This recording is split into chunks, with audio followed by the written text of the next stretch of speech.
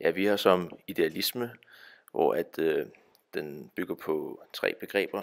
Idealismen har sin rod i liberalismen, og den første punkt er, at det er jo fornuft, at idealismen mener simpelthen, at individet er blevet mere fornuftigt, at det tør tage sine egne valg, og det derfor sikrer freden. Demokrati, altså at demokratiet det er med til at opretholde den her fred, og idealismen lægger vægt på, at der er ikke nogen demokratier, der har været i krig med hinanden, dermed underbygger den så den her teori med, at demokrati er fredsbevarende. Og fremdrift af teknologien sikrer en udvikling, som gør, at mennesker frigør sig for at kæmpe for overlevelse.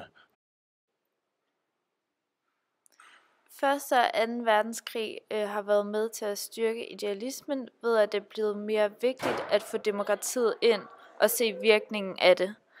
Ingen demokratier har været i krig med hinanden inden for de sidste 100 år. Italien og Tyskland var 2 stormagter, som dannede EF, som senere blev til EU. EU understøtter idealismen.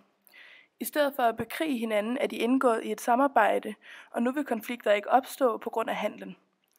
EU understøtter idealismen, i det at EU er med til at opretholde den fredelige orden inden for Europas rammer.